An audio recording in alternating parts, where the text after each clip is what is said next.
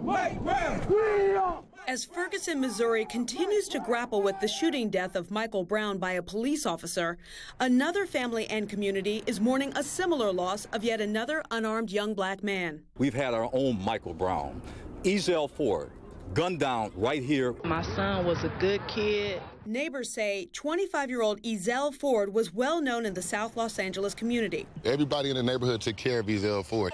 An undercurrent of police mistrust has boiled over here before, the LA riots in 1992. Some residents are again on edge. They're in fear of the police department. It was just after 8 p.m. on August 11th when two officers from the Los Angeles Police Department confronted Ford as he was walking in his neighborhood. Police say Ford made, quote, suspicious movements, end quote, and looked like he was trying to conceal his hands before allegedly grabbing one of the officers. A violent altercation ensued where the suspect actually attempted to grab the officer's gun. Police say Ford and the officer fell to the ground in the struggle before both the officer and his partner fired their weapons at Ford. Ford would later die at the hospital. But Ashanti Harris, who allegedly witnessed the situation unfold from his apartment, saw things differently. The police jumped out on him with the guns drawn out. He put his hands up. They wrestled him down to the ground. One shot went off, and then 2 seconds went by, and another shot went off. And then the other officer told him to shoot him again.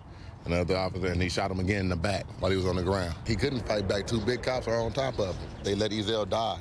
Now more than 2 weeks after the shooting, the LAPD has named the officers, 12-year police veteran Charlton Wampler and Antonio Villegas, on the force for 8 years. No justice, no peace. In the days since Ford's death, the community has organized marches to protest police brutality. How do you explain when you have this level of deadly force against those that are not even accused of committing a crime and are not even armed? But LAPD says the community should not rush to judgment as the investigation is ongoing. It's important to us that we be transparent, that we be open, that we demonstrate as much as we can in terms of the viability of the investigation, because the public's trust is at the forefront.